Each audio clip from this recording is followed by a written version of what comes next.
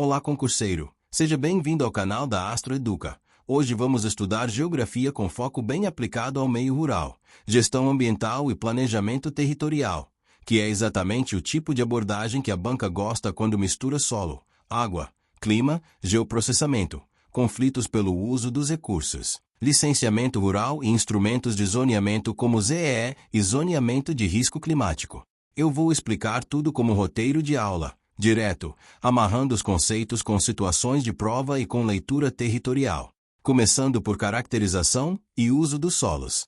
Solo não é só terra, é um recurso natural com propriedades físicas, químicas e biológicas que condicionam o uso e a produtividade.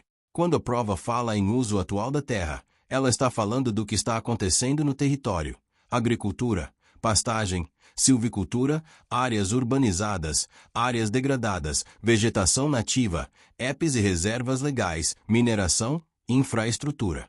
E o que cai bastante é a diferença entre uso atual e aptidão agrícola. Uso atual é o que está sendo feito. Aptidão agrícola é o que o solo e o ambiente permitem fazer com menor risco e maior sustentabilidade, considerando limitações e necessidade de conservação. A avaliação de aptidão agrícola envolve olhar profundidade efetiva do solo, textura, pedregosidade, drenagem, declividade, risco de erosão, fertilidade natural, presença de alumínio e acidez, além de clima e disponibilidade hídrica. Solos rasos e em encostas íngremes têm maior risco de erosão e limitações para mecanização. Solos mal drenados têm risco de encharcamento e exigem drenagem para certas culturas. Solos arenosos têm baixa retenção de água e nutrientes e exigem manejo cuidadoso e matéria orgânica. Solos argilosos podem reter mais água, mas podem compactar-se mal manejados. Em prova, a banca gosta de cenários em que a atividade está fora da aptidão, como agricultura anual intensiva em área muito inclinada sem conservação, gerando assoreamento e ravina. E a resposta correta geralmente envolve reconhecer limitação do solo e necessidade de adequar o uso, com práticas conservacionistas, em alguns casos, mudança de uso. Agora vamos para a hidrologia, meteorologia e condições climáticas. O ciclo hidrológico é o caminho da água na natureza: evaporação e evapotranspiração, condensação, precipitação, infiltração, percolação, escoamento superficial, armazenamento em aquíferos, rios, lagos e reservatórios, e retorno aos oceanos e à atmosfera. Em prova, o que cai é entender balanço hídrico, que é a conta entre entrada de água, principalmente chuva, e saídas, como evapotranspiração e escoamento, além de variação de armazenamento no solo e nos reservatórios. Quando a precipitação é menor que a evapotranspiração e o solo não tem água armazenada suficiente, aparece déficit hídrico, e isso afeta a agricultura e disponibilidade de água. Quando a chuva é maior e o solo já está saturado, aumenta escoamento superficial, risco de enchentes, erosão e deslizamentos. Águas superficiais, subterrâneas e de chuva têm comportamentos e usos diferentes. Superficiais são rios, córregos, lagos e represas, e são muito sensíveis à poluição difusa, sedimentos e variações de vazão. Subterrâneas são aquíferos e nascentes, e tendem a ter maior estabilidade, mas podem ser contaminadas por nitrato, agrotóxicos, esgoto, mineração e por falhas de proteção sanitária de poços. A água de chuva pode ser captada e usada em sistemas de aproveitamento, reduzindo pressão sobre mananciais, mas exige cuidados de qualidade conforme uso. Em prova, a banca pode comparar risco de contaminação e confiabilidade. Superficial é mais fácil de captar, mas mais vulnerável a eventos. Subterrânea exige perfuração e controle de outorga, mas pode ser mais estável. Chuva depende de sazonalidade e de infraestrutura de armazenamento. Meteorologia e clima entram com fatores como temperatura, radiação, umidade, vento e precipitação. Clima rural define calendário agrícola, risco de geada, seca, excesso de chuva e doenças. Em prova, você precisa reconhecer que a agricultura é altamente dependente do clima e que o planejamento territorial e o crédito rural usam informações climáticas para reduzir risco. Entrando em cartografia, geoprocessamento SIG. Aqui a banca quer que você saiba que gestão ambiental moderna é baseada em dados georreferenciados.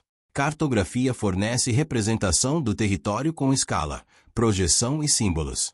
Geoprocessamento é o conjunto de técnicas para coletar, tratar, analisar e visualizar dados espaciais. SIG é o sistema que integra camadas, atributos, consulta e análise espacial. Modelagem de dados georreferenciados envolve escolher se o fenômeno é melhor representado por vetor, como limites de propriedades e cursos d'água, ou por raster, como cobertura do solo, temperatura e altitude. A estatística de dados georreferenciados entra quando você percebe que dados espaciais não são independentes. Existe autocorrelação espacial, ou seja, coisas próximas tendem a ser parecidas. Em prova, isso aparece quando o enunciado fala de cluster de desmatamento ou de erosão. Ferramentas de análise incluem proximidade, como buffers e distâncias, sobreposição, como interseção de uso do solo com EP, análise de redes, como rotas e acessibilidade, e interpolação, quando você estima um valor em áreas sem medição, como chuva ou qualidade da água. E também cai muito a ideia de validação. Mapa de uso e cobertura precisa de verificação e acurácia, não basta classificar imagem. Campos de interesse e conflitos relacionados à gestão ambiental e uso dos recursos naturais são um bloco de geografia política e ambiental. Conflito aparece quando vários usos disputam o mesmo território, como agricultura e conservação, mineração e recursos hídricos, expansão urbana e mananciais, turismo e proteção de biodiversidade, grandes obras e comunidades tradicionais. O que a banca quer que você entenda é que recurso natural tem múltiplos valores e múltiplos atores: produtor, comunidade local, órgão ambiental, setor empresarial, povos indígenas e quilombolas, sociedade urbana que depende da água e do clima. E conflitos não são só briga, são disputas por poder, por acesso e por legitimidade, muitas vezes mediadas por políticas públicas, licenciamento e instrumentos de ordenamento. Licenciamento ambiental de atividades rurais entra como instrumento de controle preventivo. A banca costuma cobrar que atividades rurais podem exigir licenciamento conforme potencial de impacto, como supressão de vegetação, irrigação, barragens, confinamentos, suinocultura intensiva, agroindústria, manejo florestal, estradas e silvicultura em certos contextos. O licenciamento avalia impacto, exige estudos e impõe condicionantes, como controle de erosão, proteção de EP, manejo de efluentes e resíduos e monitoramento. Em prova, o ponto é reconhecer que licenciamento rural não é só para a indústria, e que a agricultura também tem impactos difusos, como sedimentos e nutrientes que chegam nos rios, exigindo boas práticas, em alguns casos, controle regulatório.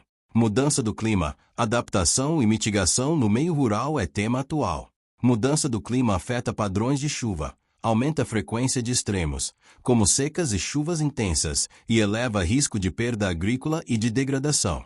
Adaptação é ajustar sistemas produtivos e territoriais para reduzir vulnerabilidade, como diversificar cultivos, ajustar calendário, usar variedades resistentes, melhorar manejo de solo para reter água, implementar irrigação eficiente, restaurar matas ciliares para proteger água, e usar sistemas integrados como o ILPF.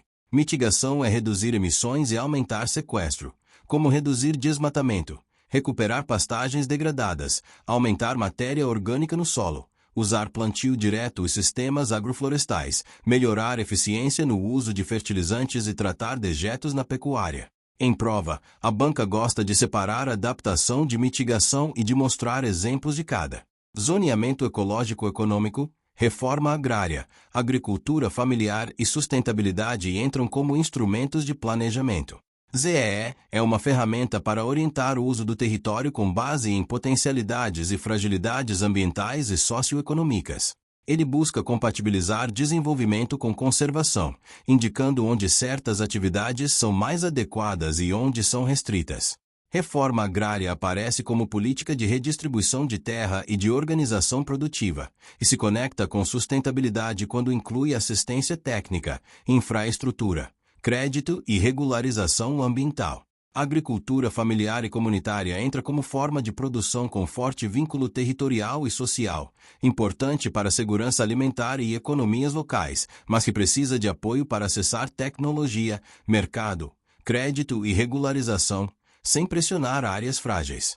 Estado e planejamento agrícola no Brasil são fundamentais porque o setor rural não opera só por mercado. Ele depende de política agrícola, crédito, seguro, pesquisa, extensão, infraestrutura e regulação ambiental. A banca pode cobrar que o planejamento agrícola envolve reduzir risco, aumentar produtividade sustentável e orientar investimento. E aí entra o programa de zoneamento ecológico econômico como base conceitual e também como instrumento que pode influenciar crédito rural. A lógica é: se o zoneamento indica fragilidade ambiental e risco alto, políticas podem orientar restrição, condicionamento ou incentivo a práticas mais sustentáveis. O ZEE do Brasil, previsto no Decreto 4.297 de 2002, aparece como marco para institucionalizar o zoneamento como instrumento de ordenamento territorial. Em prova, você precisa entender o papel do decreto, criar diretrizes para a elaboração do ZEE, orientar integração entre entes federativos e reforçar o uso do ZEE como referência para políticas públicas e decisões de planejamento. A banca não costuma exigir artigo, mas cobra finalidade: organizar e orientar decisões territoriais, reduzindo conflito e degradação. O Programa Nacional de Zoneamento Agrícola de Risco Climático, associado ao Decreto 9.841 de 2019, entra como ferramenta de gestão de risco climático na agricultura. A lógica é indicar janelas de plantio por município, tipo de solo e cultura, para reduzir probabilidade de perda por eventos climáticos. Isso é muito ligado a crédito e seguro rural, porque a política pública costuma condicionar apoio à adesão ao zoneamento. Em prova, o que você precisa guardar é que o ZARC é ferramenta de gestão de risco, baseada em clima, solo e fisiologia da cultura, e serve para orientar decisão do produtor e do Estado, reduzindo perdas e custo social. Por fim, uso sustentável de recursos naturais e iniciativas produtivas indígenas, ligado ao eixo 5 da PNAD, entra como visão de gestão territorial em terras indígenas. A PNAD, de forma geral, organiza diretrizes para gestão ambiental e territorial em terras indígenas, valorizando a autonomia, proteção do território, uso sustentável, recuperação ambiental e fortalecimento de atividades produtivas compatíveis com modos de vida e com conservação. Em prova, a banca cobra que iniciativas produtivas indígenas devem respeitar contexto sociocultural, governança local, direitos e também sustentabilidade ecológica, evitando impor modelos externos. E aqui você conecta com geografia e antropologia.